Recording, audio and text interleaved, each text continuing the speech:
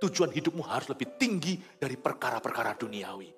Murid Yesus tidak boleh hidup untuk perkara-perkara primitif yang berada di animal level atau berada di level hewan.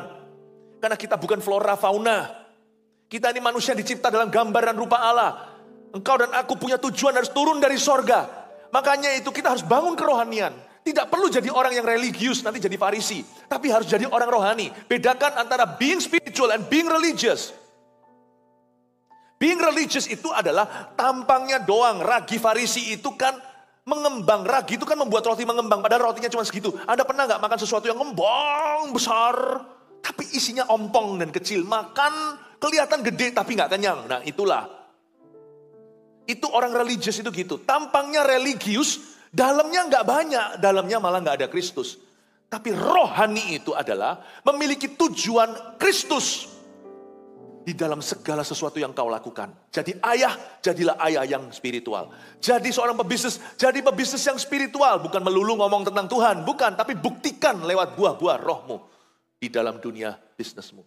Menjadi seorang yang rohani itu bukan yang keluar-keluar sana sini dan ngomong sama kanan kirinya, berdoa di tepi jalan. Tapi orang yang melibatkan Tuhan dalam segala sesuatu dan segala perkara. Be spiritual. Don't be religious. Jadilah rohani.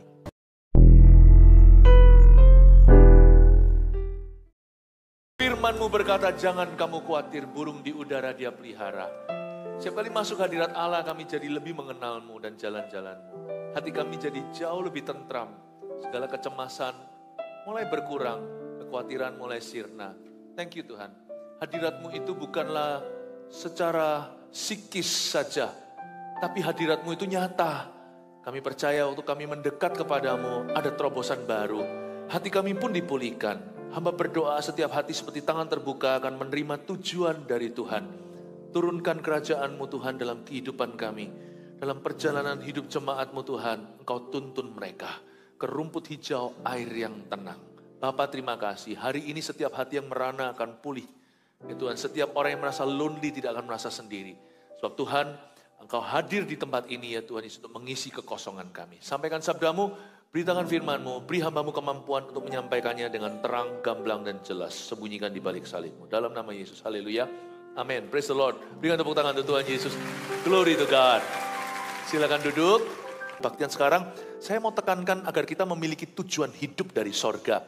Mari kita buka sama-sama Lukas 12 ayat 22 sampai ayat yang ke-34. Di Alkitab kita, tema judulnya hal kekhawatiran. Tapi tema ibadah ini, milikilah tujuan hidup dari sorga. Banyak orang kehilangan tujuan hari-hari ini. Kalau kita nggak punya tujuan ya, kita hilang sesuatu bisa gila. Kalau kita nggak melihat perkara-perkara yang lebih kekal sifatnya, stres gampang terjadi, bahkan bunuh diri, depresi. Kita harus bisa menjaga diri kita, menjaga hati dengan segala waspada. Yang pasti kekhawatiran tidak akan pernah subur di hati yang punya tujuan. Nanti kalau kita nggak punya tujuan dari sorga, kita punya sesuatu, kita jadi sombong hati lalu jatuh. Karena pangkal kejatuhan adalah kesombongan. Kita baca dulu Lukas 12 ayat 22 sampai 34, saya baca beberapa ayat lalu saya jelaskan, ambil catatan. Hal kekhawatiran, Yesus berkata kepada murid-muridnya, karena itu aku berkata kepadamu, janganlah khawatir akan hidupmu, akan apa yang hendak kamu makan, dan janganlah khawatir pula akan tubuhmu, akan apa yang hendak kamu pakai. Sebab hidup itu lebih penting daripada makanan, dan tubuh itu lebih penting daripada pakaian. Perhatikanlah burung-burung gagak yang tidak menabur dan tidak menuai, dan tidak mempunyai gudang atau lumbung, namun demikian diberi makan oleh Allah. Betapa jauhnya kamu melebihi burung-burung itu. Siapakah di antara kamu yang karena kekhawatirannya dapat menambahkan sehasta pada jalan hidupnya? Tanda tanya. Berhenti di ayat 25, saya jelaskan ayat per ayat. Yesus berkata jangan khawatir di ayat 22. Yesus berkata kepada murid-muridnya, karena itu aku berkata kepadamu, janganlah khawatir akan hidupmu. Berhenti di situ. Kalau yang memberitahu kepada kita adalah orang yang selalu janji-janji doang dan punya track record gak bagus. Misalnya kita punya pegawai ya, beres bos, tapi gak beres. Lain kali dia berkata, jangan khawatir bos, saya khawatir. Kita harus menilai dulu siapa yang beritahu kita jangan khawatir. Kalau track recordnya bagus, yaitu Yesus, gak pernah bolong. Kalau dia bilang jangan khawatir, nurut. Kalau papa yang tidak pernah ngecewakan anak-anaknya, orang tua yang bertanggung jawab, selalu hadir dalam kehidupan putra-putrinya sesibuk apa. Sesibuk apapun juga. Lalu suatu hari pergi berlibur misalnya ke luar negeri. Anak-anaknya itu ada dua macam anak. Ada anak yang cuek-cuek aja, nggak tahu apa-apa, nggak mau ikut ngurus. Tapi juga mungkin ada anak yang punya sindrom sulung. Apa-apa mau tahu. Karena kita bisa lihat ya bedanya anak, ada yang suka ngatur. Yang suka ngatur itu biasanya pertanyaannya banyak. Misalnya di mobil, are we there yet? Udah nyampe nggak? Udah nyampe nggak? Yang satu lagi adiknya, pokoknya tidur, pokoknya kasih permen beres. Lalu anak yang suka ngurus itu, yang suka ngatur, tanya sama papa mamanya, nanti kita di sana mobilnya di mana? Nanti di sana kita transportnya seperti apa? Nanti kita tinggal di mana segala. Papanya lagi sibuk ini bawa paspor di imigrasi. Udah, jangan khawatir. Nah, percayalah, jangan khawatir. Papamu rekornya bagus. Track recordnya itu loh, tiada duanya. Itu ayah yang hadir dalam kehidupan anak-anaknya. Tenanglah, kalau dia bilang jangan khawatir, itu pasti ada alasan untuk tidak dikhawatirkan. Pasti sudah diatur sebelah sana. Kelihatannya anak gak bawa apa-apa. Kadang-kadang kalau saya lihat anak traveling itu lucu ya. Dia bawaannya, sebenarnya lah anak kecil gak usah bawa apa-apa, sudah disediakan.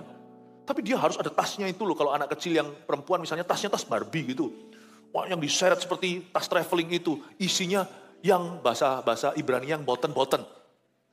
Istrinya yang tidak, isinya yang enggak, tidak. Isinya tisu lah, isinya inilah. Isi bonekanya, isi gulingnya lah, atau apa, whatever yang gak kepake semua masuk ke dalam. Kadang-kadang saya pikir, apa ini berat?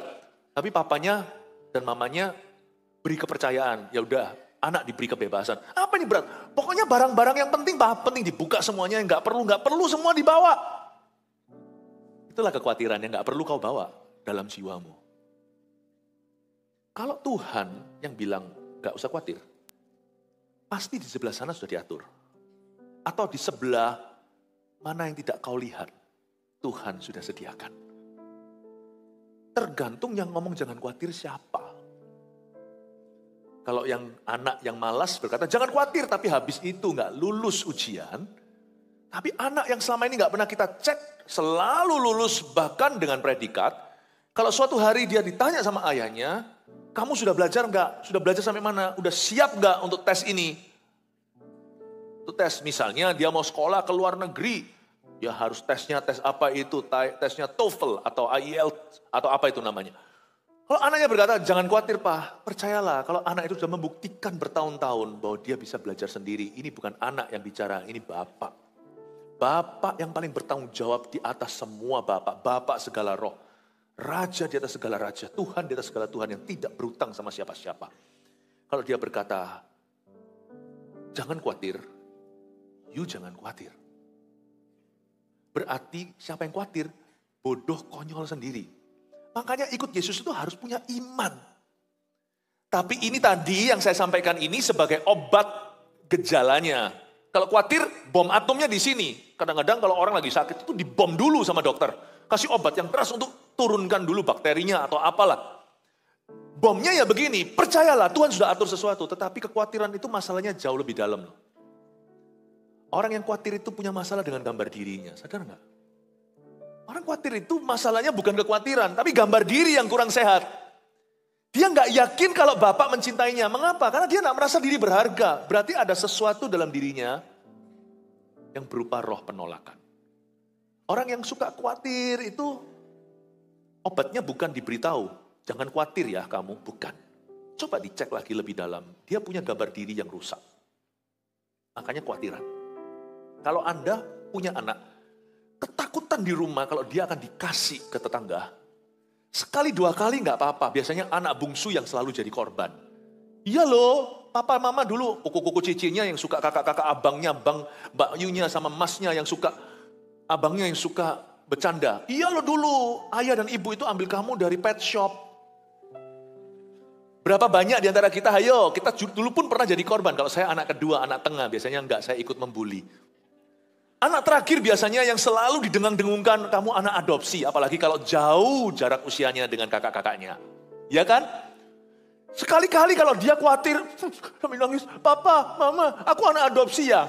Kadang-kadang papa mamanya mau bermain dulu, beriang gembira. Kata, iya, enggak tega. Tapi kakak-kakaknya masih tega. Iya kok, nama nangis karena suka jahili adiknya. Tapi kalau dia tiap hari selama 10 tahun terus merasa tertolak, takut dikasih tetangga, atau merasa dirinya adopsi, I think there is something wrong ya dengan gambar diri anak itu. Kalau setiap kali pulang ke rumah dia ketakutan kalau papa mamanya akan menyangkali dia dan membuang dia, berarti anak itu punya trauma. Saya dulu punya anjing. Itu anjingnya sekarang sudah mati. Anjing saya dulu namanya Bubble. Bukan bubble tea tapi. Itu setiap kali awal mula kalau kita angkat tangan gini, Bubble itu dia takut. Karena dia adalah anjing adopsi. Saya dapatkan dia sudah setengah dewasa. Ternyata anjing ini dulu pernah dipukuli. Zaman sebelum saya beli. Kasihan. Tapi sebelum dia mati dia sudah sembuh. Setiap kali angkat tangan dia malah lari ke saya. Tapi perlu berapa tahun penyesuaian sampai dia sungguh-sungguh pulih. Saya konselingi dia berjam-jam. Anjing kalau setiap kali kita angkat tangan atau ambil koran atau apa, lalu dia lari ketakutan atau dia mulai garang, itu berarti anjing itu pernah dipukuli kali. Dia jadi takut dengan tangan. Kenapa Anda khawatir terus? Kenapa kok begitu ketakutan? Anda punya trauma apa? Trauma itu biasanya dari tafsiran yang salah tentang Allah. Lalu kita kecewa sama Tuhan, padahal bukan Tuhan yang buat itu. Bukannya harusnya kita menggandeng Tuhan untuk menyelesaikan masalah batinmu. Belum lagi masalah-masalah lahiriah. Kenapa sih kok khawatir terus? Kenapa kok takut Tuhan akan pelihara? Jangan-jangan Anda tidak percaya kalau Anda berharga. Nanti sebelum saya bacakan ayat-ayat itu dan jelaskan, burung pipit di udara dia pelihara. Kenapa sih? Kok Tuhan pakai ilustrasi burung pipit, bunga di padang, rumput dihiasi. Tuhan bandingkan kita dengan makhluk bawahan. Binatang, hewan, flora, fauna. Tuhan tunjukkan kalau itu aja loh gua gak buang. Aku ini Allah pemelihara, aku tuh Tuhan kasih sayang. Masa kamu itu seperti Tuhan mencoba membujuk kita untuk yakin percaya akan kasihnya. Orang khawatir terus itu sakit rohani. Khawatir sekali-kali itu biasa. Anak kok belum pulang ya pukul 11 malam. Di mana ini? Ternyata HP-nya mati baterai. Pulang terlambat 5 menit, papanya sudah dak-dikduk. Kamu kemana? Ya Pak, sorry telat sedikit. Khawatir gitu biasa. Kalau nggak khawatir, mana anaknya? Nggak tahu, terserah pulang nggak pulang. Saya nggak khawatir, itu ngawur. Itu bukan tafsiran ayat ini. Tapi kalau Anda kekhawatiran itu mulai menjadi kecemasan. Mulai menjadi panic attack atau menjadi serangan fajar, serangan kepanikan. Dan Anda takut itu biasa, tapi hidup dihimpit roh ketakutan. Itu udah roh. Itu bukan perasaan. Saya ingin sekali untuk menekankan bahwa murid-murid Yesus di minggu pemuritan ini bebas rasa takut yang ginian. Kalau Anda sungguh dimuridkan, Anda akan pulih batinnya. Kalau Anda mengizinkan Tuhan otak-atik dalammu, gambar dirimu akan sembuh. Kalau orang yang khawatiran itu nggak bisa berguna buat orang lain, karena dia hanya mikirkan dirinya. Tapi ketika kita terjawab sudah pergumulan batinnya kita bisa menjadi sandaran. Kita bisa menjadi pohon atau tanaman seperti biji sesawi yang ditaburkan menjadi tanah, tumbuh-tumbuhan yang besar, pohon yang raksasa, tempat burung bersarang, tempat hewan-hewan bernaung di bawah bayang-bayangnya.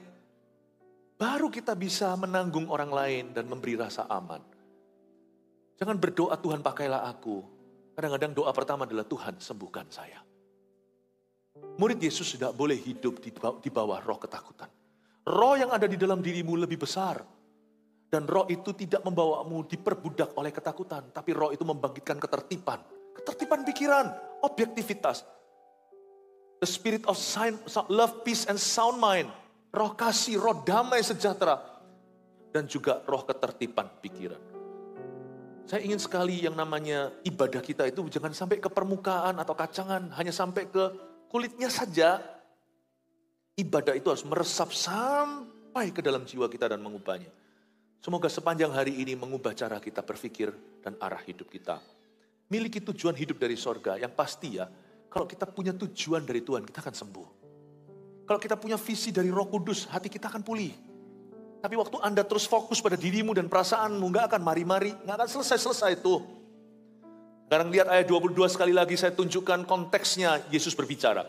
Yesus berkata kepada murid-muridnya, karena itu aku berkata kepadamu, janganlah khawatir akan hidupmu, akan apa yang hendak kamu makan, dan janganlah khawatir pula akan tubuhmu, dan apa yang hendak kamu pakai. Kalau Anda mau tahu kedewasaan iman Anda, tolong dinilai. Kekhawatiran Anda itu seputar apa? Kekhawatiran Anda seputar apa? Kalau kekhawatiran Anda seputar hal-hal primitif, hal-hal yang di level animal atau di level hewan, makan, tubuh, pakaian. Kekhawatirannya seputar itu, maka belum dewasa rohani. Tapi kalau kekhawatiran kita itu bukan seputar hal-hal jasmani, tapi saya khawatir kalau anak saya tidak menjadi orang yang takut akan Tuhan. Saya khawatir jika ada jiwa-jiwa yang akan binasa. Saya khawatir kalau saya jadi batu sandungan, pikirkan orang lain, maka kekhawatiran itu tidak termasuk golongan kekhawatiran ini. Kekhawatiran itu adalah beban ilahi. Tapi kalau kekhawatiran Anda seputar hal-hal yang sifatnya lahiriah, sifatnya duniawi, yang mana kita juga berhak merasa khawatir untuk hal itu. Misalnya orang enggak tahu bulan depan ini bisa bayar tagihan atau enggak. Aduh kok sepi ya, tokoku nanti gulung tikar atau tidak. Tentu ada concern.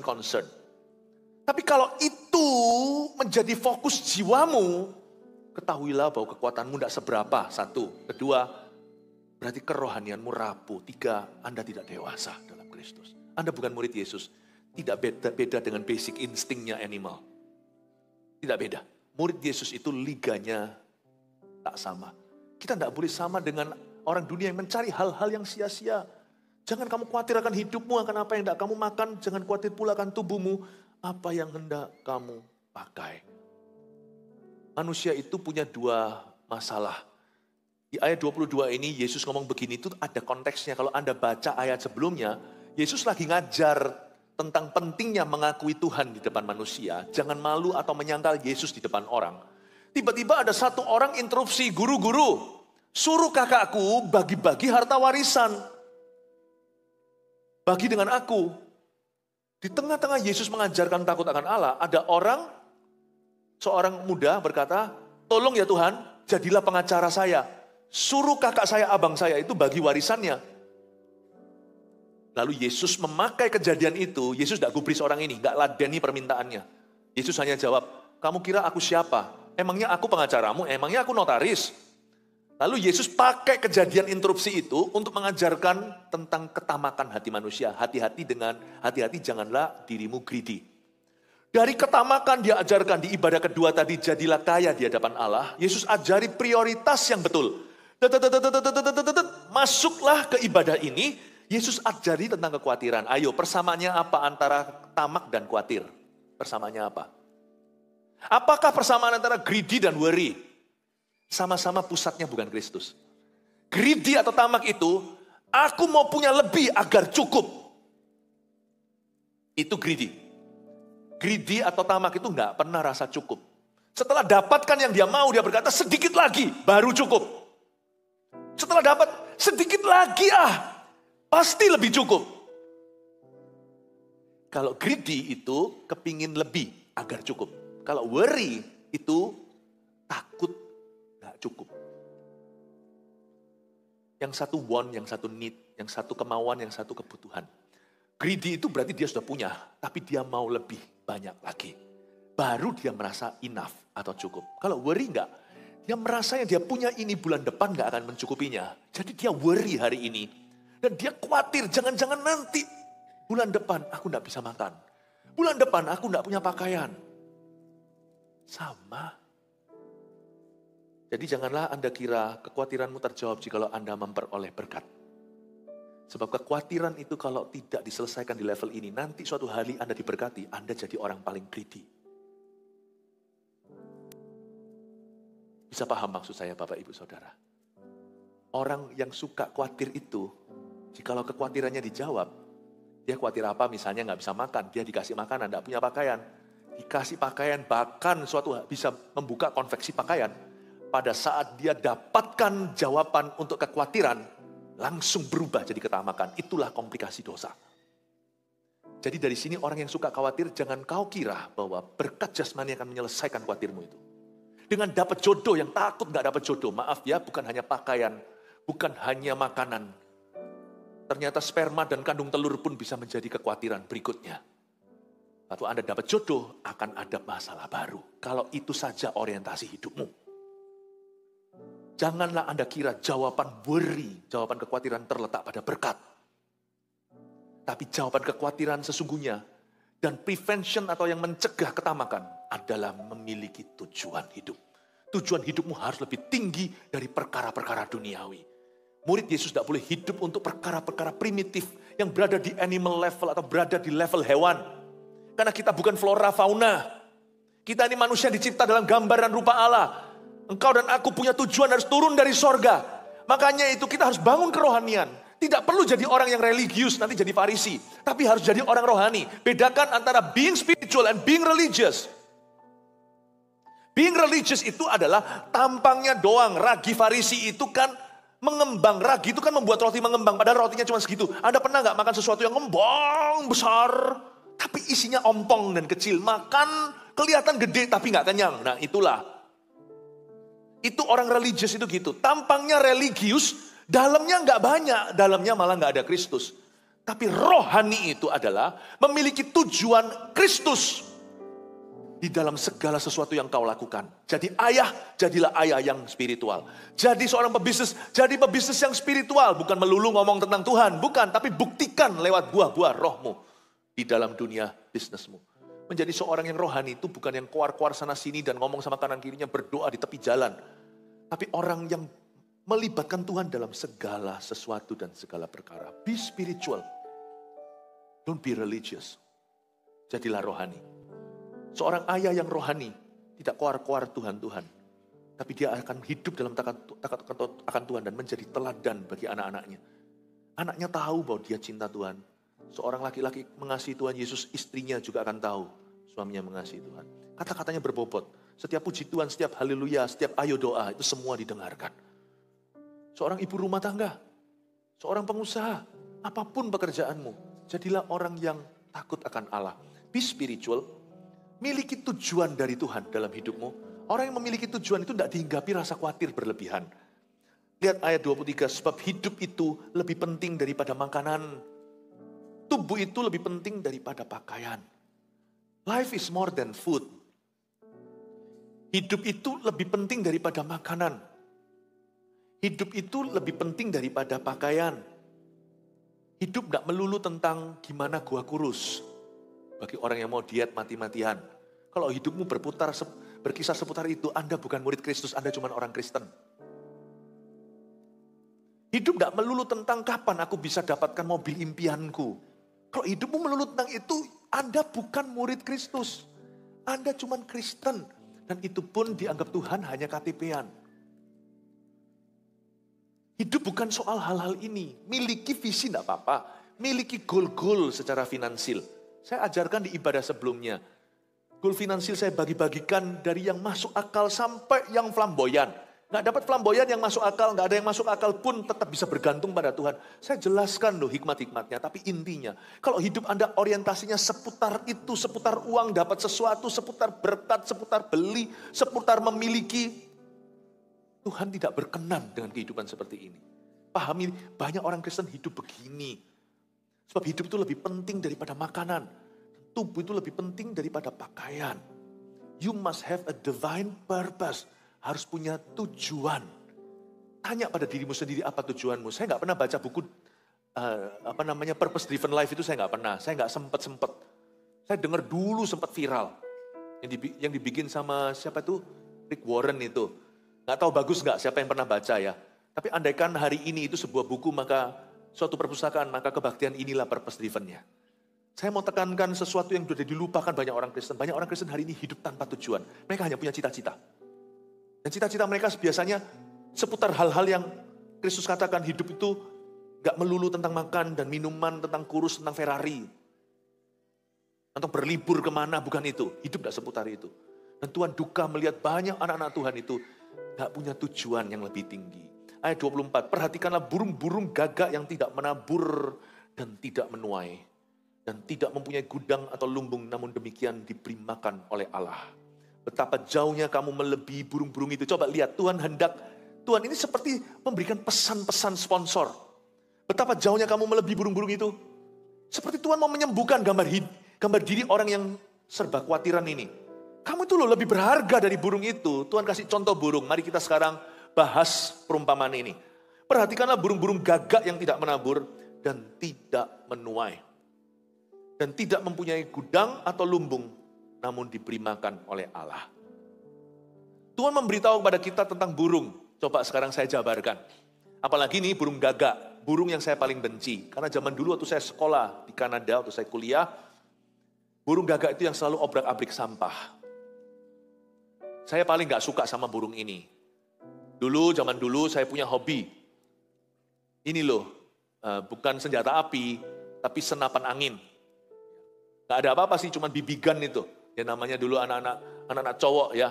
Saya nggak sarankan Anda punya mainan demikian. Saya punya tembak dulu, zaman-zaman saya sekolah waktu SMA, saya punya tembak begitu, tembak-tembakan, tembak. Tapi kalau tembakin ke orang punya kepala ya matilah itu. Itu tapi bukan senjata api, itu legal kok. Itu. Ya, waktu saya kelihatan gagak gitu, saya mau tembak dia. Kenapa? Sampah saya diobrak-abrik, tahu nggak? Bekas rantangan masakan Indonesia. Itu kan ada juga makanan yang basah masuk di situ. Kalau diobrak-abrik kan bau, itu udah jadi sampah. Kalau saya bersihin sana, saya jijik. Jadi saya bilang besok pagi, aku tunggu tuh gagak. Aku tembak. Tembak. Yang keluar besok pagi bukan gagak, rakun. Tahu rakun? Waduh, tembak rakun gak mati, dia malah menyerang saya kembali. Gak jadi. Saya ambilkan tembak yang lebih besar. Yang keluar besoknya beruang. Tuhan kayaknya gak kepingin hambanya ini membunuh. Jadi setelah kejadian itu saya relakan. Lalu suatu hari saya tunggu gagak. Roh Kudus bilang sama saya, biarin toh dia makan. Toh udah terlanjur dibuka tuh sampahmu. Besok aja diikat lebih kencang. Kadang-kadang saya malah merasa, mungkinkah kehendak Tuhan? Tuhan kirim gagak ke rumah hamba Tuhan. Karena di hamba Tuhan gak akan ditembak. Gagak juga perlu makan. Karena ini firman, perhatikan burung gagak. Dia gak menambur, gak menuai. Dia makan. Dan hari itu makan dari sampah di rumah saya yang ditaruh di depan sebelum tukang sampah datang untuk mengambil dan memungutnya. Bayangkan, waktu saya sadar bahwa gagak itu mungkin disuruh Tuhan ke rumah saya makan. Ya sudah, saya nggak jadi tembak, saya jadi malu, akhirnya saya buang itu semua mainan saya yang nggak perlu.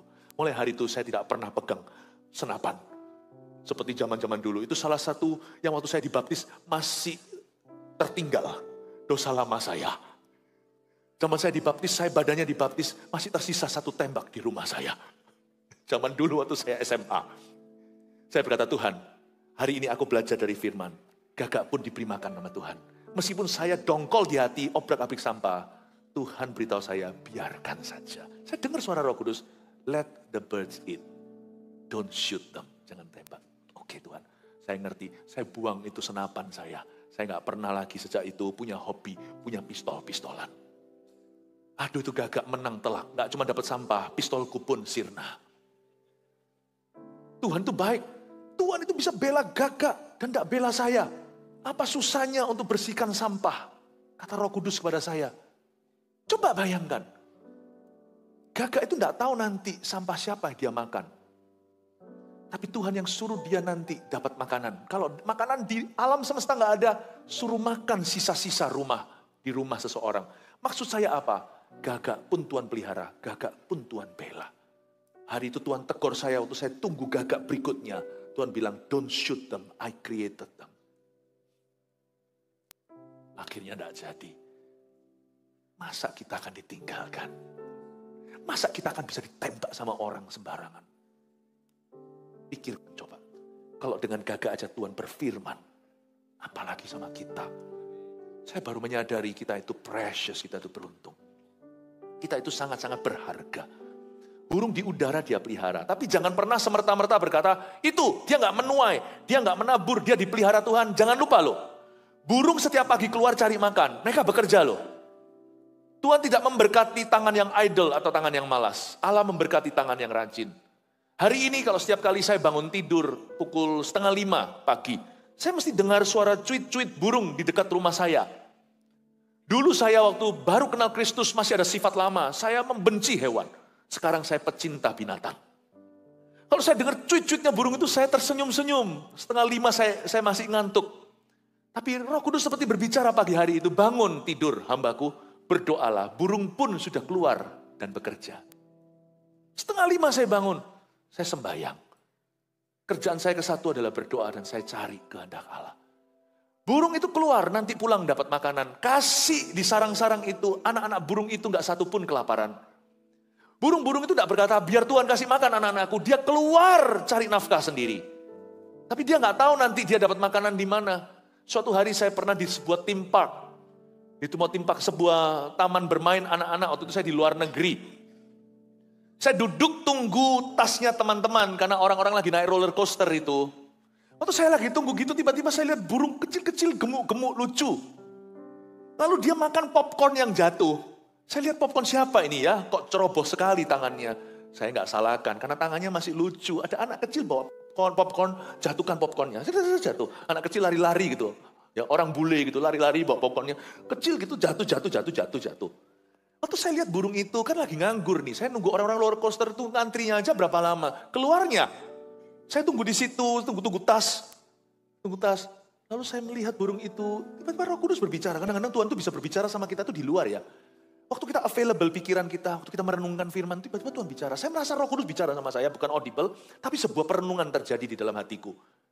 Tahu nggak anakku, seperti Roh Kudus bicara begini. Bahwa akulah yang membuat tangan anak kecil itu ceroboh dan jatuhkan. Karena anak itu kebanyakan gula juga nggak bagus, kebanyakan mentega. Aku bagikan ke burung-burung kecil itu. Lucu-lucu loh, gendut-gendut tuh burung itu. Itu kalau bisa saya bawa pulang, saya bawa pulang. Lucu-lucu, jalannya pun begini. Kayak Tuhan bilang sama saya, aku yang suruh, aku yang beri firman agar tangan anak itu ceroboh dan jatuhkan. Win-win solusi. Bagi anak itu gak bagus buat gigi dan kesehatannya. Tapi bagi burung itu dia bisa makan. Dan dia bawa satu di paruhnya gak dimakan, dia terbang. Saya lihat itu di pohon dekat situ. Kan bersih-bersih di sana, terus ada pohonnya. Waktu saya lihat di situ, dia kasih makan ke anak-anaknya. Iya ya, burung di udara dia pelihara. Tahu ke masa Allah tidak bisa memerintahkan seorang untuk ceroboh jatuhkan berkat kepadamu? Kalau Anda tahu Anda berharga, Anda tidak akan worry. Tapi yang penting di sini loh, jaga hati. Miliki tujuan yang dari sorga. Worry is deeply rooted. Kekhawatiran itu berakar sangat mendalam dalam hati yang kosong hampa dan yang tidak tahu bahwa dirinya berharga. Orang yang tidak punya tujuan hidup, orang itu akan mencari perkara-perkara sia-sia. Disitulah hatinya tidak akan pernah kosong, tidak akan pernah terisi, akan selalu kosong dan hampa. Dia pasti akan khawatir untuk kekhawatiran berikutnya. Kalau dia nggak bisa khawatir lagi, semua terpenuhi, dia pasti cari-cari alasan untuk khawatir apa lagi. Karena kekhawatiran itu jalan hidup, kekhawatiran itu gaya hidup, kekhawatiran itu sikap hati, kekhawatiran itu penyakit rohani. Jangan kamu khawatir. Burung di udara dia pelihara.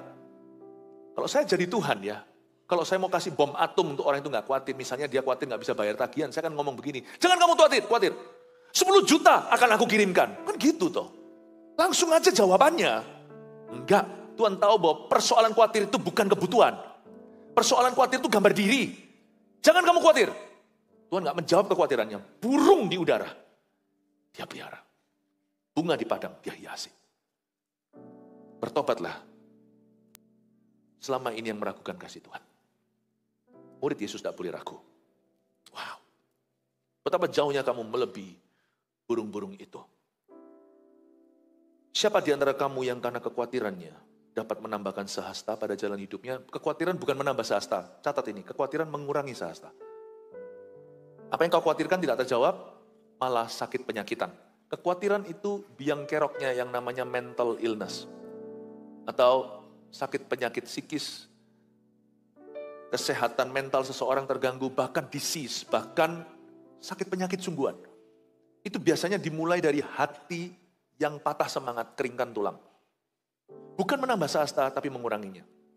Tapi orang yang khawatir, orang yang gini, Tuhan tidak pernah berkata, jangan kamu khawatir, aku akan bawa rezeki, ku gocekan ke rumah. Gak ada. Burung di udara dia pelihara. Lihat ya, cara Tuhan memelihara burung. Burung itu keluar pagi-pagi untuk bekerja. Instead of khawatir daripada khawatir, kenapa tidak fokus ke pekerjaanmu? Lakukan yang terbaik dan terbagus. Apa yang Anda lakukan di depan Anda itu 5 roti 2 ikan. Berkat Tuhan itu 5.000 roti yang akan datang. Bapak, Ibu, Saudara, kalau Anda terlilit hutang, janganlah jemaat Anda melihat hutangnya. Tapi lihat 5 roti ikan di depan. Kalau Anda masih punya pekerjaan, kerjakan sungguh-sungguh. Sekalipun kalau kalkulatormu kau pakai, nggak masuk akal, itu nggak masuk hitungan. Gaji Anda, bonus-bonusnya itu nggak bisa nutup hutang itu, tetap fokuslah bekerja dan kembalikan hutang. Besarnya di depan itu, percayalah Allahmu akan sanggup nanti melakukan sesuatu. Burung di udara, waktu dia itu terbang keluar dari sarang, dia tidak mikir nanti cukup enggak untuk anakku berlima yang sekarang cuit, mengap, minta diberi makan, minta diberi cacing, minta diberi daging. Tapi mereka keluar bekerja dengan siulannya memuji Tuhan. Saya tahu waktu pukul 4:30 indah itu, nanti kalau sudah mulai agak terang sudah nggak ada suara burung itu. Setiap pagi saya diingatkan oleh Roh Kudus, Tuhan memelihara mereka yang fokus kerja. Tuhan pelihara mereka yang fokus kerja. Bukan mereka yang gigit jari dan berdoa. Bahkan Paulus katakan di Tesalonika, kalau sana doa melulu, jangan makan. Coba Anda baca di Tesalonika, di bahasa Indonesianya dikasih tajuk, dikasih judul gini, berdoa dan berusaha, berdoa dan bekerja. Itu bagus sekali. Tuhan memelihara. Sambil engkau bekerja, fokus pada pekerjaanmu, pemeliharaan Tuhan akan datang. Nah, pemeliharaan Tuhan yang akan datang itulah jangan kau tentukan. Dan yang itu tidak bisa masuk kalkulatornya 5 roti 2 ikan. Saya kasih contoh. Petrus suatu hari diberitahu sama Yesus, pergilah memancing ikan. Tuhan gak berkata, carilah sampai dapat. Nah itu ikan ada jutaan di dalam danau, sungai, laut Galilea itu. Laut Tiberias itu yang disebut danau Galilea. Itu laut yang besar, beratus-ratus jenis ikan. Tuhan gak suruh sama Petrus, kamu pancing, periksa satu-satu di mulut ikan itu. Capek kan? Tuhan bilang, yang kamu tangkap pertama, di dalamnya ada 2 peser koin. Koin itu bukan koin sembarangan. Itu koin bisa bayar bea cukai, beamu, pajakmu dan pajakku. Berarti itu koin yang berharga. Dia tangkap ikan itu, Petrus menangkap ikan pertama, keluar dari mulutnya koin 2. Yang satu untuk Yesus Kristus, yang satu untuk membayar bea bait Allah untuk sang nelayan, yaitu Petrus sendiri. Kalau Anda baca ayat ini, ada sebuah hikmat Allah di dalamnya. Apa itu? Tuhan kalau mau memberkati seseorang atau seorang nelayan, dia pakai profesinya. Dia pakai profesinya. Tuhan tidak berkata, kamu coba cari koin di atas pohon. Because money don't grow on trees. Karena uang tidak tumbuh di pepohonan. Tapi siapa bilang uang tumbuh di mulut ikan? Tapi kenapa Tuhan tidak suruh dia cari di pohon? Kalau dia adalah seorang tukang kebun, Tuhan suruh dia cari di pohon. Tuhan itu sesuaikan profesimu, supaya kita itu tertib. Tuhan bilang, kamu nelayan kan? Berarti koinmu tumbuh di ikan. Cari. Temu kan? Tapi anehnya, sekalipun melalui profesinya, Petrus diberkati bukan oleh profesinya. Petrus diberkati oleh Tuhan lewat profesinya. Buktinya ikan itu setelah dibuka ada koinnya. Pertanyaan saya, ikan itu dijual ke pasar enggak? Ya, melalui bidang industri usahanya, namun berkat itu datangnya dari Tuhan. Dan dia garuk-garuk kepala. Hari ini melalui industriku, nelayan mancing ikan, aku dapatkan rezeki dari Tuhan. Tapi aku tahu ini bukan datangnya dari profesi saya. Buktinya ikan ini ku kembalikan ke lautan. Tidak ku jual di pasar. Hasilnya kalau saya mau jual baru berapa ekor ikan saya bisa jual gantikan untuk biaya pajak saya hari itu. Enggak tuh, dari mana aku bisa bayar? Kalau dihitung bisnisku masuk kalkulator enggak mungkin bisa ketemu. Ujung sama ujung itu enggak ketemu, itu merah melulu. Tapi aku hanya rajin bekerja seperti burung di udara yang keluar kerja cari nafkah. Tuhan sudah siapkan cacing dan dagingnya. Tuhan sudah siapkan semuanya, 4 sehat 5 sempurna bagi aku. Waktu nanti tutup buku, akhir bulan atau akhir tahun, lu kok ketemu? Nggak masuk akal teorinya, Anda nggak akan menemukan rumusnya. Anda jadi berkata, ini bukan ikanku loh. Ini bukan produkku yang membuat aku keluar dari hutang. Meskipun aku jual secara sah, produk dan servis yang kutawarkan, itu terus menerus aku berikan yang terbaik dalam nama Tuhan. Tapi kalau saya tutup buku di akhir tahun, wow, semuanya bisa klop. Waktu saya harus bayar itu tepat ada. Nanti pada waktu saya butuh itu ada di situ. Kok bisa semuanya membuat saya tidak bangkrut, tidak membuat saya tiarap. Anda akan kaget, itu bukan ikanmu hai nelayan yang menyelamatkan bisnismu. Itu koin di dalam ikan itu. And God says don't worry, a miracle is at hand. Tuhan berkata jangan khawatir, kalau kita beriman ada mujizat di ujung sana. Dan saya tidak serta-merta berkata mujizat lalu kita tidak berbuat apa-apa. Enggak loh ya. Ingat pesan yang saya berikan ini bukan kemakmuran tapi tanggung jawab. Injil ini Injil damai sejahtera. Injil ini tertib. Listen, itu seperti burung di udara. Allah memelihara mereka yang fokus bekerja. Allah pelihara. Burung di udara itu keluar. Cari nafkah. Gak pernah saya dengar burung itu gagal setiap 4:30. di dekat rumah saya. Berarti rezeki datang terus tuh buktinya. Kalau enggak kan hari ini saya enggak dengar burung itu. Ciut, ciut, ciut, ciut, ciut, ciut. Nanti kebaliknya, ciut, ciut, ciut, ciut, ciut. Berapa tahun saya tinggal di rumah saya, enggak pernah gagal saya dengar burung itu berkicau setiap pagi. Saya kira besok dia mati, besok pagi masih berkicau lagi dengan sukacitanya. Burung di udara dipelihara. Di dekat rumah saya ada jemaatnya Tuhan. Saya mau memberitahu kepada jemaat Tuhan di sini. Kalau di dekat rumah saya dipelihara, di dekat Tuhan juga dipelihara, Anda semua akan dipelihara oleh Allah. Pastor Philip, semua lagi lesu. Semua sektor ini. Bisnis lagi lesu, I know. Bijaksanalah atur segala sesuatu. Tapi jangan jadikan alasan itu untuk membuatmu tidak termotivasi untuk bekerja. Justru Anda harus sungguh-sungguh. Persaingan jadi lebih ketat. So what? Kita ini memang DNA-nya bersaing, kita lebih dari pemenang. So what? Gak usah takut. Ingatkan dirimu seperti burung tadi. Mereka tidak menuai, tidak menabur iya, tapi mereka bekerja. Mereka tidak punya lumbung iya, tapi mereka berusaha. Tuhan memelihara mereka yang keluar kerja dan fokus pada pekerjaannya. Kemarin waktu saya pergi ke satu tempat di sebuah negara. Saya cerita di ibadah sebelumnya. Satu negara banyak orang susah, saya kunjungi. Tak lama yang lalu. Lalu di sana ada beberapa anak-anak muda tanya sama saya. Pastor Philip, dia berkata, bagaimana sekarang jikalau pekerjaan kami sekarang itu tambah diulur waktu kerjanya. Gajinya sama, semakin susah. Gajinya sama, jam kerjanya tambah banyak. Saya tiba-tiba dikasih hikmat sama Tuhan karena saya tidak bicara, bahasa saya terbatas, ini kan bahasa asing. Ketika mereka tanya gitu, saya cuma kasih dia satu pertanyaan, saya jawab dengan pertanyaan. Kamu masih punya pekerjaan? Ketawa semua orang-orang yang ada di situ. Karena di negara itu, dari 100% yang lulus S2, wisuda lah S1 minimal. Sarjana-sarjana semuanya sampai S3. Ya, S3, S4-nya S-teler sudah. Hanya 20% yang dapat kerjaan. Dan banyak orang di lay off. Saya bilang sama dia, kamu masih punya kerjaan? Masih punya. Ya sudah, itu jawabannya. Jangan mengeluh, orang lain gak punya kerja. Takut apa sih? Toh ekstra waktumu nanti di rumah nge-game. Tapi kan rugi kan, aku cuma digajinya sama. Tapi kan pengetahuanmu bertambah, pengalamanmu juga. Kegigihanmu lah itu menjadi karakter kok. Itu gak dibuang selama-lamanya. Itu menjadi kegigihan. Pernah ingat gak orang tua kita waktu mereka bekerja pagi sampai malam, malam sampai pagi. Dari pekerjaan alusan, meracang sampai kuli segala. Semua dijalani supaya kita bisa sekolah. Saya masih ingat mama saya pada waktu bekerja. Berdiri itu sampai kaki varisesnya itu keluar. Waktu saya masih kecil saya melihat karena saya ini sakit-sakitan, saya yang paling banyak habiskan uang orang tua. Saya lihat mama saya harus keriting orang, harus potong rambut orang. Saya lihat ini, saya berkata, mama, suatu hari aku tidak akan jadi orang malas. Saya lihat sampai urat-uratnya keluar semuanya. Mereka tidak pernah ngeluh. Saya bilang sama orang itu di situ, kamu masih punya kerjaan. Kamu bukan termasuk 20%, kamu bukan termasuk 80%, 20% yang masih punya kerja. Takut apa? Kerja anak muda. Semua tepuk tangan waktu itu, saya masih ingat waktu saya ngomong begitu, saya nggak kasih jawaban panjang lebar. Bapak ibu saudara jangan takut. Burung di udara dia pelihara, tapi burung di udara tidak berkicau nyanyi dapat rezeki. Mereka keluar cari nafkah 4:30 pagi, jam 4 malahan, jam 3 kadang-kadang kalau saya dibangunkan Roh Kudus untuk berdoa. Saya dengar itu burung berkicau. Luar biasa Bapak ibu saudara, jangan takut kerja. Mau kanan kirinya, berkat Tuhan menantimu. Berikan tepuk tangan untuk Tuhan Yesus. Ayat 26, jadi jikalau kamu tidak sanggup membuat barang yang paling kecil, mengapa kamu khawatir akan hal-hal lain? Perhatikanlah bunga bakung yang tidak memintal dan tidak menenun. Namun aku berkata kepadamu, Salomo dalam segala kemegahannya pun tidak berpakaian seindah salah satu dari bunga itu. Sekarang Tuhan bicara soal bunga ya. Katakan bunga bakung.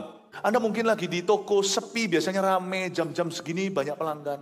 Anda kipas-kipas, kaki dinaikkan mungkin panas itu di tempat yang tidak ada AC-nya. Aduh, merenungi nasib. Janganlah, pumpung lagi sepi. Percayalah asal Anda fokus memperbaiki diri kerjaan Anda.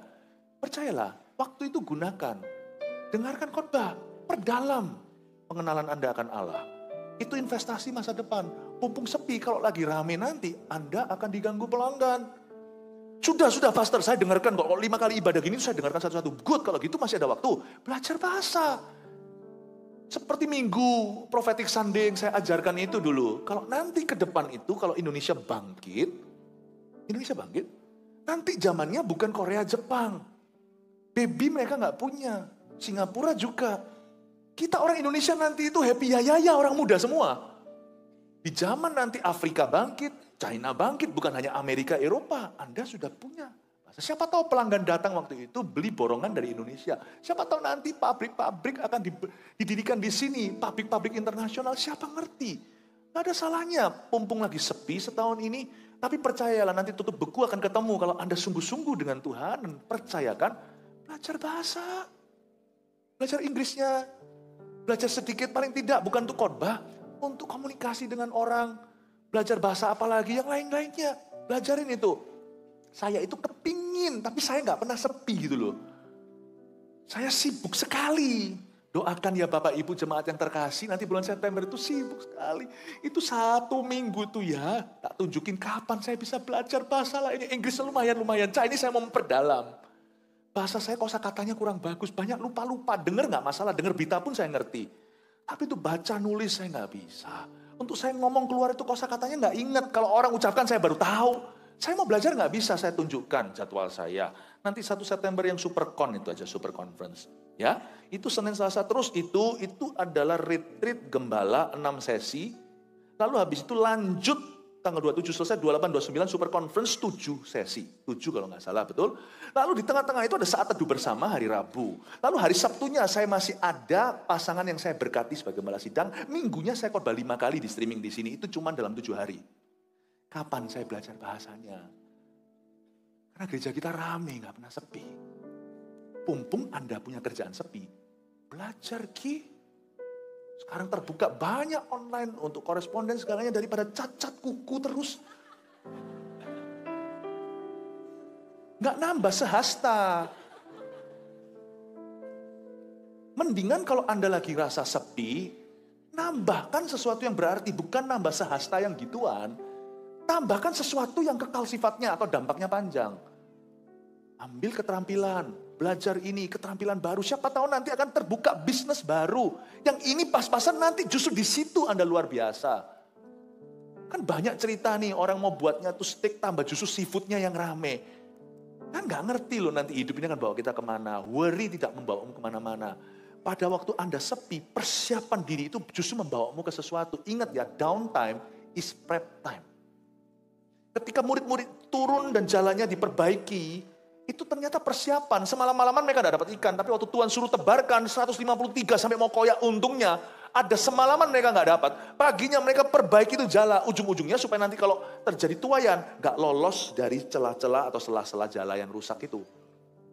Downtime is prep time. Selalu beriman sepiku tidak akan kembali. Nanti tahun depan ketika Yobel datang, Tuhan itu akan mempercepat segala sesuatu. Aku sudah nggak bisa punya kesempatan. Kalau saya jadi seperti beberapa orang hari ini, kalau saya punya kesempatan sedikit, saya akan ngambil master. Dari semua gembala-gembala kita semuanya S2. Saya ini yang paling cebol. Tapi nggak apa-apa, I'm the pastor of masters.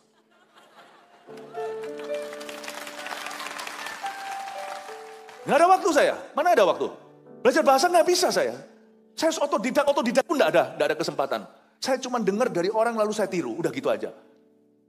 Belajar gitar, sana. Nggak semua itu harus dikeskan, emangnya Tuhan ATM gitu? Belajar gitar ini nanti aku bisa cari nafkah, nggak semuanya itu demi cari nafkah. Cari dulu kerajaan Allah. Nanti supaya DJ itu bisa gitarnya nggak fals-fals banget. Anda bisa main di situ. Nanti lihat ya, dari sini satu hal bisa menuntun ke hal yang lain-lain. Janganlah hidupmu dihabiskan untuk sesuatu yang tidak nambah sehasta. Jangan khawatir, miliki visi dan tujuan. Amin. Terakhir aja kita baca beberapa ayat ya. Perhatikanlah bunga bakung, ini aja selesai di sini ayat 27. Perhatikanlah bunga bakung yang tidak memintal dan tidak menenun. Namun aku berkata kepadamu, Salomo dalam kemegahannya pun tidak berpakaian seindah salah satu dari bunga itu. Katakan bunga bakung. Ingat ya, bunga bakung itu bertumbuh di padang yang gersang itu tidak hanya pada saat terik matahari. Setiap kita itu suka hari-hari yang cerah. Wah, ada titik terang. Semua orang suka terang. Jangan lupa, supaya bunga bakung bisa berkembang, dia nggak cuma butuh terang. Dia butuh cloudy days and rainy days. Dia butuh hari-hari mendung, berawan, dan hari-hari ketika langit menangis alias hujan. Untuk kita bertumbuh penuh, tidak bisa hidup itu cerah melulu. Ada saat-saat Tuhan izinkan hidup kita mendung. Tapi waktu mendung, bunga bakung tidak berkata begini, loh kok mendung? Tuhan berkata, kamu percaya aja, hai si bakung. Waktu mendung, Tuhan datangkan hujan, dia basah kuyup, dia tidak nyaman. Tetapi justru kalau tanpa air, bunga itu tidak akan berkembang. Tahukah bahwa masa-masamu down itu preparation time for something better in the future. Adalah persiapan untuk sesuatu yang lebih besar. Saya mau memuridkan cara pandang Anda. Di ibadah ini saya mau kasih Anda purpose through difficult times. Purpose in difficult moments. Memiliki tujuan di masa-masa yang sulit dalam kehidupan. Dan jika rumput yang di ladang hari ini ada ayat 28 dan besok dibuang ke dalam api, demikian didandani Allah. Kata didandani itu garis bawah. Berarti ada renovasi terjadi. Didandani itu berarti ada persiapan, ada penambahan, ada pembenahan. Didandani Allah. Terlebih lagi kamu hai orang yang kurang percaya. Kata kurang percaya situ dalam bahasa Inggrisnya, you of little faith. Do not belittle difficult times. Jangan anggap remeh hal-hal kecil. Janganlah kau remehkan saat-saat sulit dalam kehidupanmu. Do not belittle God. Janganlah engkau meremehkan Tuhan dan apa yang Tuhan sanggup lakukan. Kalau Tuhan izinkan mendung, hai bunga bakung, itu karena Tuhan mau mengairimu di musim ini untuk kemudian hari. Isi hidupmu Bapak Ibu Saudara. Murid-murid Yesus tidak nganggur. Kalau sekarang Anda jadi lebih tidak sesibuk dulu, puji Tuhan, tingkatkan pelayanan, mumpung bisa. Selesaikan, mulai penuhkan yang namanya tanggung jawabmu pada Tuhan. Dulu-dulu nggak bisa, sekarang libatkan dirimu lebih. Nanti pada waktunya kalau Anda busy, Anda harus bagi waktu lagi. Jadi ayat 29, jangan kamu mempersoalkan apa yang kamu makan atau apa yang kamu minum dan jangan cemas hatimu. Coba kata cemas di situ.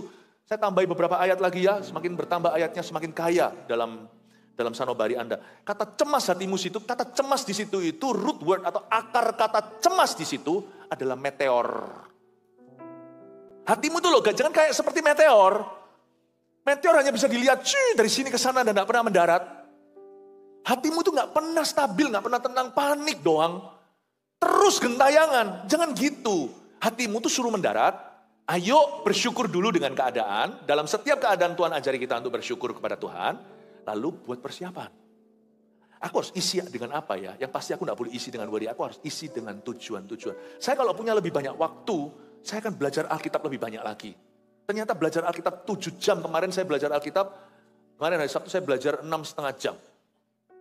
Saya belajar banyak dan jadi berkat buat banyak orang. Salah satu yang saya temukan kemarin ini, jangan cemas hatimu, kata cemas di sini itu meteor itu saya baru temukan kemarin. Waktu saya pelajari root word atau akar katanya bahasa Yunani, nggak ada waktu. Kalau saya ada waktu, seperti beberapa orang sini punya waktu luang, saya akan belajar Alkitab dan mendalaminya lebih. Bukan supaya saya jadi Farisi, supaya saya diperkaya dalam iman dan saya bisa memperkaya orang lain dalam iman. Gunakan waktumu daripada untuk worry dan gigit jari. Pakai untuk sesuatu yang nambah sehasta beneran.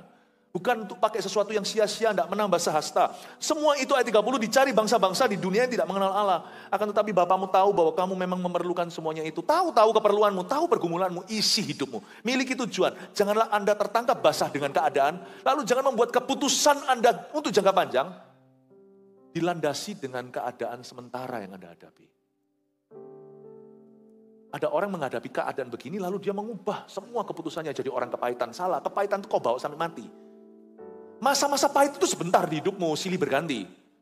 Salahlah orang yang waktu masa-masa kepahitan, masa-masa pahit di dalam hidupnya, tidak ada manisnya, Anda jadi orang kepahitan. Justru kalau saya di masa-masa pahit, saya gunakan itu untuk membentuk manusia roh saya. Karena itu yang menambah sehasta. Salah meresponi Allah itu tidak nambah sehasta, malah jadi penyakitan. Ayat 31, tetapi carilah kerajaannya, maka semuanya itu akan ditambahkan juga kepadamu. Kata carilah di situ adalah gunakan waktumu. Cari di situ adalah pilihlah aktivitas yang berguna. Isilah pikiranmu dengan hal-hal yang berguna dan membangun. And seek God's kingdom in whatever you do. Penting kita punya tujuan hidup. Saya berhenti di ayat 31, Anda bisa tutup Alkitabnya, tetapi carilah kerajaannya. Coba kita baca sekali lagi ayat 31, 2, 3. Tetapi carilah kerajaannya, maka semuanya itu akan ditambahkan juga kepadamu. Tanya sama Yesus Kristus begini, Tuhan, kondisi yang aku hadapi sekarang ini, apakah kerajaan Tuhan untukku? Aku tidak bisa berbuat banyak. Sedangkan orang lain sekarang bisa membangun kerajaan sorga dengan kelebihannya. Izinkan aku memberi dari kekuranganku. Di masa-masa sulit seperti ini, orang lain berjaya, aku berada di titik bawah. Saya rasa ini kesempatan emas untuk saya belajar merendahkan hati di hadapan Tuhan. Ini waktunya saya detoks ilahi. Saya ini memang dari sononya agak ada angkuhnya dan sombongnya. Mungkin Anda berkata, ini waktunya saya cuci bersih. Tuhan, thank you for humbling me. Coba lihat ya, gak malah lebih cepat keluar lebih cepat melalui prosesnya daripada orang yang membangkang dan melawan. Kalau kita berkata, Tuhan, thank you untuk kesempatan ini. Aku sekarang jatuh, bisnisku, atau aku mengalami permasalahan ini, atau kesehatanku terganggu. Tapi aku pakai kesempatan ini untuk banyak bergantung pada Tuhan. Wow, Anda sudah menang. Anda sudah menang. Carilah dulu kerajaan sorga dalam keadaanmu. Lalu dalam peran-peranmu dalam hidup ini, misalnya kalau Anda adalah ibu rumah tangga, Anda cari kerajaan sorga. Jangan sampai kehilangan iman. Apalagi kehilangan visi dari Tuhan. Aku ini sekarang punya anak-anakku udah mulai gede. Tanya sama Tuhan. Tuhan, kenapa aku jadi ibu rumah tangga? Tuhan kan kasih suatu tujuan dalam hidup. Iya, membesarkan anak-anakmu agar anakmu dipakai oleh Tuhan. Ingatkan pada dirimu sendiri bahwa Anda bukan jadi ibu rumah tangga karena Anda punya anak. Anda dititipi sama Tuhan putra-putri untuk Anda didik bersama dengan ayah mereka. Agar mereka suatu hari menjadi orang-orang yang dipakai oleh Allah. Miliki visi dalam hatimu sebagai ibu rumah tangga. Anak-anakku akan menjadi orang yang dipakai oleh Tuhan. Doakan mereka, menggebu-gebulah jadi ibu rumah tangga. Kata Tuhan, terima kasih. Itu loh, carilah kerajaan sorga. Bukan hanya di gereja waktu kita berdoa. Tapi dalam kehidupan sehari-hari kita menemukan tujuan dari Allah. Kalau Anda seorang suami, seorang laki-laki. Anda kerja kadang-kadang lupa mencari nafkah ini untuk apa. Nanti jangan-jangan yang kita cari yang boten-boten tadi, yang enggak-enggak. Kita cari duit, apalagi kalau sudah dapat duit, ini sudah semuanya udah beres, tidak ada hutang piutang. Apa ya, beli yang enggak-enggak. Pakai yang enggak-enggak, boleh beli sesuatu. Tapi kalau beli tanpa perencanaan, tanpa tujuan, nah yang itu tidak diperbolehkan. Kadang-kadang kita beli itu impulsif buying. Orang lain beli, kita ikut beli. Orang lain punya, kita ikut punya. No, jangan ikut-ikutan. Naikkan standar hidup itu sesuai dengan kebutuhan keluargamu. Sesuai dengan pertumbuhan keluarga Anda. Gak usah kita ikut-ikutan. Nanti jangan-jangan orang kalau sudah mulai jaya, gak punya visi dari Tuhan, gak punya tujuan. Dia gak tahu ini untuk apa. Gak tahu untuk apa. Kalau kita bekerja cari nafkah, jangan lupa Tuhan, aku mau Tuhan dalam kegiatanku bekerja sehari-hari. Jangan aku lupa, aku ini hidup untuk apa. Aku ingin Tuhan Yesus membesarkan keluargaku. Aku ingin punya pernikahan yang jadi obat buat orang lain dan jadi teladan buat anak-anakku. Marriage is your goal, not riches. Bukan kekayaan, pernikahan Anda. Kalau pernikahan Anda adalah goalnya, bukan perkara yang sia-sia. Kadang-kadang bisa di atas, kadang-kadang bisa di bawah secara keuangan. Yang hilang, kami berdua bisa cari lagi. Gak usah takut, kehilangan materi tidak akan membuatmu depresi. Membuatmu justru lebih erat berdoa. Kalau punya lebih, Anda akan tanya sama Tuhan, kenapa Engkau memberkati kami melimpah? Oh, karena supaya saya bisa menjadi bendahara kerajaan sorga. Saya ingin menjadi berkat buat orang lain. Kami ingin untuk menyekolahkan. Mungkin siapa-siapa yang tidak mampu. Kami ingin untuk menyekolahkan. Mungkin kami ingin untuk mendukung rumah keluarga. Dari Mawar Sharon Peduli MSP. Contoh saja, saya asal bunyi. Anda harus punya visi untuk itu. Kenapa anak-anak besar? Nanti kalau anak-anak Anda semua sudah terbang sendiri. Sudah empty nest ini sudah kosong sarang. Anak-anak semua satu-satu udah kuliah. Lalu satu-satu menikah. Anda mesti tanya, kenapa kau kosongi rumah kami? Pikiran orang kan langsung, aku mau jalan-jalan, pensiun dini. Nanti Tuhan pensiunkan sungguhan loh, hidupmu sudah berguna, ayo pulang ke rumah. Lalu masuk ke koran, telah pulang ke rumah Bapak. Loh boleh, bersenang-senanglah tentunya. Kalau orang itu sudah tanggung jawabnya udah bebas, itu kan lebih bebas ya. Saya ngerti, Tuhan itu juga senang Anda bersenang-senang. Cuman kalau itu jadi orientasimu, apa bedanya Anda dengan orang dunia? Kalau harusnya Anda cari kerajaan sorga di setiap musim hidupmu. Tanya sama Tuhan, why you allow, kenapa kau izinkan rumahku emptiness? Supaya, mungkin Roh Kudus akan berbicara, supaya kamu memperhatikan anak-anakku sekarang. Kamu berhasil didik anak-anakmu, sekarang kamu bisa ngomong begini seperti Yosua, as for me and my house, aku dan seisi rumah tangga akan melayani Tuhan. Kamu monitor aja anak-anak, mereka sudah besar, jangan campuri rumah tangga mereka, biar mereka sehat. Tapi sekarang kamu mulai bisa mengadopsi anak-anak rohani. Mulai bisa lebih fokus, oke Tuhan. Sambil bersenang-senang keliling, iya, Anda bisa jalan-jalan. Tapi jangan seperti orang yang lepas kandang lalu liar. Ya Tuhan, aku tetap punya komitmen sama Tuhan. Aku akan memberi diri kami suami istri lebih banyak lagi untuk memperhatikan anak-anak Tuhan. Coba lihat, kalau Anda punya tujuan kayak gini, kaya gak jadi gila, miskin gak jadi gila juga. Anda selalu berada di poros tengah kerajaan Allah dan kebenarannya. Orang kayak begini itu murid Yesus. Murid Yesus itu tidak aji mumpung. Murid Yesus kalau di bawah tidak mengeluh, di atas tidak angkuh. Murid Yesus itu punya tujuan. Peganglah tujuan ini jemaat sampai Anda mati. sampai Tuhan datang. Beginilah cara hidup orang Kristen seharusnya. Mari kita berikan sorak-sorai untuk Tuhan. Mari kita semua bangkit berdiri. Terima kasih Tuhan.